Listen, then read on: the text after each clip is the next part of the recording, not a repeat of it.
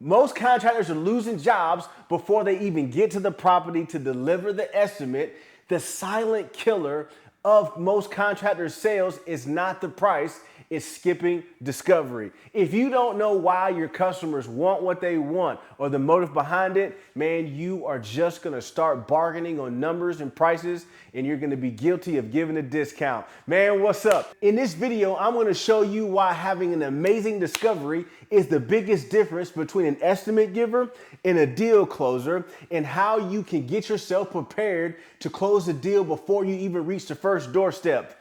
By the end of this video, you'll know why you keep running into tire kickers, low ballers to get more quotes, and why guys who are running a great discovery don't even worry about that. Man, what's up? My name is Kevin Cook, the creator of the Dirty Work Sales System. I am a sales coach for contractors nationwide from coast to coast, baby. I started my career off as a police officer for 10 years, started a landscape company halfway through, man, to escape police work, and growing that business and selling it at 10 years to a 7-figure company. Then moved on to grow and build a 7-figure 18-wheeler trucking company that ran nationwide. Now all I do is coach contractors nationwide how to increase their close rates, gain more revenue, grow their business, and again, change from an estimate giver to a deal closer so they can start closing more deals. Man, let's get it. Today we are talking about discovery. And before we get into that, man, I'm telling you, if you'd have talked to me about discovery 15 years ago, I wouldn't even know what it was. So we're gonna talk about that today. So listen, discovery, just for the guys of you who don't know, is the range, in a nutshell, is the range of questioning that you're gonna ask your customer before you get to their property so you can prepare yourself to serve them the best. And also you're gonna gauge whether you can actually do work for them or not, because you can't do work for everybody. You don't need to be excited to get the phone call, man. They need to be excited to talk to you. Man, let's get it. If you are skipping discovery, you equal an instant candidate to be price shopped, to be price bargained and negotiated, because you do not have any leverage or anything to use in the entire sales process, and you don't understand the leverage and you don't understand the motive behind the customer or why they want services from you. I didn't understand this as a young contractor. The only thing I knew, man, that they wanted something and I had the service and I was excited to go over there and make some money. And there's nothing wrong with that thought process.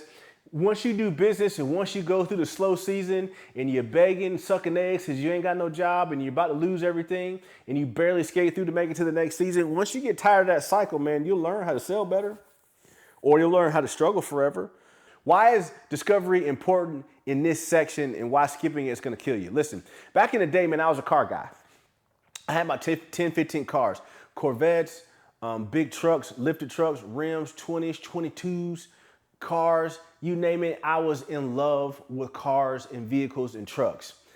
I say that because, man, I had so many of them. I was always buying some, always financing something, but it got me in the biggest trouble, man. I was in financing trouble and debt, you know, up to my eyes in debt, losing a whole bunch of stuff, man, from cars for so long until I finally discovered how to pay off all my debt, all right? And also, I learned how to stop financing cars. Now I write checks for cars, man. I don't do that stuff no more. Here's the importance of that story. The importance of that story, if I show up right now to a dealership, me, Kevin today, versus the Kevin who I was before and loving cars and just wanting to buy everything up under the sun, you can't sell to me the same. You can push on me as hard as you want to. If you haven't done discovery on me, you don't know who I am, you don't know about me, you're gonna push, hey, buy this car, buy this car. Bro, you can't move me off my square. I'm not financing a car. I'm just not doing it. You can't do it, right? So you'll be just banging your head against the wall on me trying to figure out, well, this guy's cheap, he won't buy. I'll buy, but I'm not financing anything. Well, if you talk to the 15 years ago Kevin, who bought cars out of his eyeballs, you can push on me and you didn't have to push on me very much and you sell me immediately. The difference is you sell those two people differently and you won't even know who they are unless you did a discovery and figured out, asked great questions and got deeper into who they were so you can sell to them in a better way. So if you don't know why the person wants something and what drives them in the sale, what's driving them for the service, you are at a huge disadvantage. For the tire kickers and the low ballers, I know you guys are, that pisses you off, man. You see a lot of them and you start to create this mindset in the community like everybody's low, like a low baller and a tire kicker, but they're not. And everybody's not cheap, man. It's just that when you're on a discovery call, you're gonna notice patterns in people's conversation. I'm telling you guys, it probably sounds like voodoo, but it's not, right? Because back in the day when I started, I wasn't listening for no patterns. The only pattern to me was a yes, I want to do it or no, or a ding on my phone that said you paid for your deposit on your invoice. That's the only pattern I noticed, right? But you got to go deeper into what you're doing if you want to last long in the industry, if you want to be real good in the industry, if you want to go far and above and exceed the average guys in the industry. You got to notice patterns in people's conversations. When you know patterns, you can sense these people from far away and you don't know if you're not doing a good discovery. All right, discovery creates the leverage. Let's talk about that. So the leverage is just what you're gonna crank on during the sale, during the close, so you can keep guiding people in that right direction, to keep people from backpedaling on you and moving out of a sale. All right, so think about it like this. The person asking the question controls the sale, controls the encounter, controls the flow, controls the estimate, the person asking the most questions. And have you guys ever been on the phone with somebody? As soon as you get on the phone, my company was called Cook's Landscape. Hey, Cook's Landscape, how you doing? And then you get on the phone with them and they start going, boom. Hey, how you doing, man? Glad to get on the phone with you. I want the work done today, and this is my dream. I want to put this flower bed around here, and you just go on, and you just go far left field in their conversation, and they're asking you questions. So how long you been doing it? What's your name? Hey, man, I think you're familiar. My friend told me about you. I heard about you. I saw your truck on the street the other day. They start talking all this kind of crazy stuff. When you follow them down that rabbit hole, you are losing control. Excuse me, you're not losing. You have lost control of the situation. They control the pace. They control where the ship's going. They got the steering wheel. You just sitting there in the co-pilot seat just hanging out, right? When you do that, you are losing your leverage in communication. You're losing your leverage on the wholesale, all right, on the whole encounter. So remember, the person asking the questions, the proper questions, is a person that's controlling the scenario and guiding scenario in that situation. Estimate givers in this situation, in most sales situations that don't understand discovery at all, estimate givers are the guys that vomit at the mouth and talk about themselves too much. And they lose their customers in conversation and lose the sale.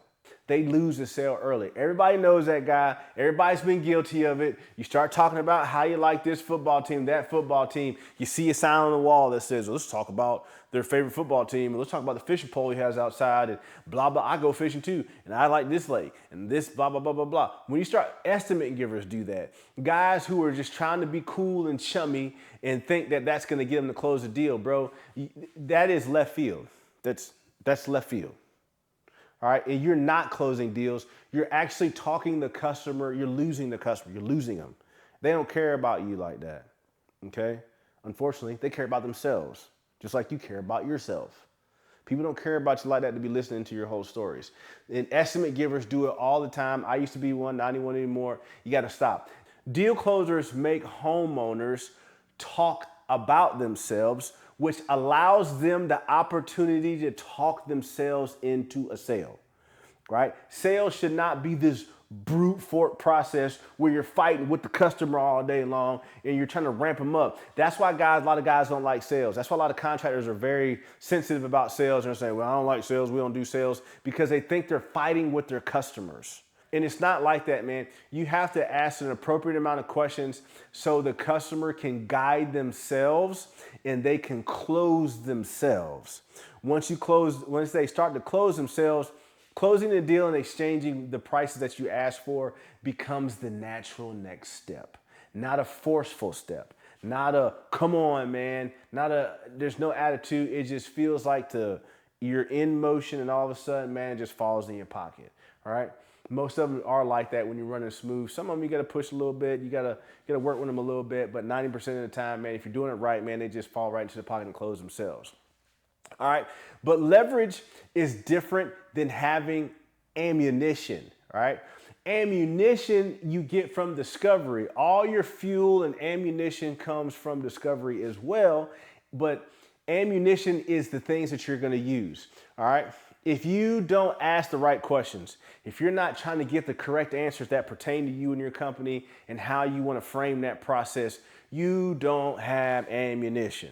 And if you don't even do a discovery, you won't even have any ammunition at all. Ammunition is the fuel to the discovery before you get to the leverage. You can't crank on, you don't have any leverage if you don't have any ammo to use. You ain't got nothing to crank on. You don't even know what to crank on. You don't know what they want. You don't know what they got. You don't know where they're going. You don't know the reason. You don't know anything. You're just flailing in the dark. All right? And I'm going to tell you again, because you have to know this. If you don't have ammo, because you don't do discovery, you don't have fuel in the sale or the close to apply any leverage to get the person to close, which means you'll be arguing, bargaining, and discounting on one thing, that is the price. That leads us back to thinking that there's a lot of people in the industry, not in the industry, in our communities, that's all they talk about is price. And that's all we feel they talk about. It's your job to get it off that subject, period. Your job is to guide it over here, because this is what you want to talk about. The questions that you ask in discovery, the specific context of the discovery as it pertains to you, where you're trying to take the customer, the journey you're trying to take them on. It's your job to do that. It's not their job, it's just to show up. There are some customers that show up that just close like butter. There are a range of customers that are going to close, whether it's you or whether it's Tom, Dick, and Harry. Doesn't matter. They're going to close regardless. But more often than not, the people that tell you you're too expensive, the people that tell you they want to get more estimates, the people that you feel like tire kickers, there's a large percentage of those guys who are closable. I hope you understand that.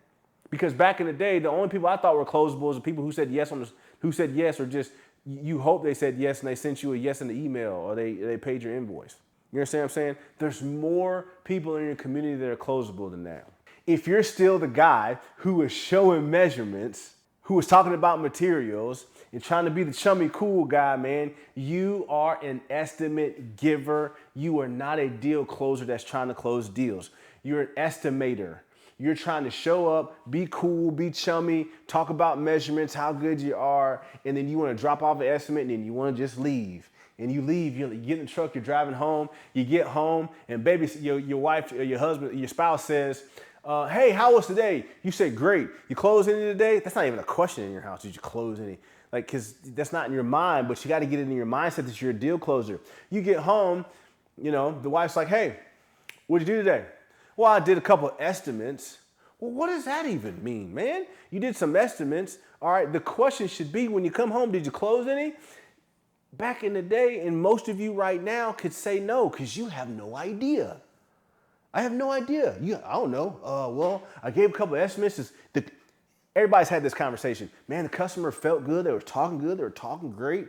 Next thing you know, man, it sounds pretty good. Then they're supposed to give you a call back on Friday. Friday passes. Saturday passes. You send a text message. They don't answer. Then you call them. They don't answer. Guess what you just got? You just got ghosted.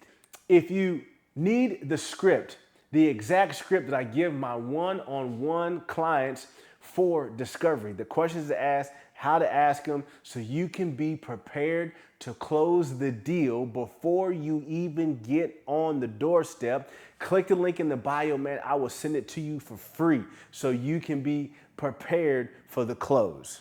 Until next time, man, hit that subscribe button so you can tune in. 3 videos coming out every single week, man, just on contractor sales, mindsets, the lifestyles, so you can close more deals, so you can keep crushing it, man. Let's get it.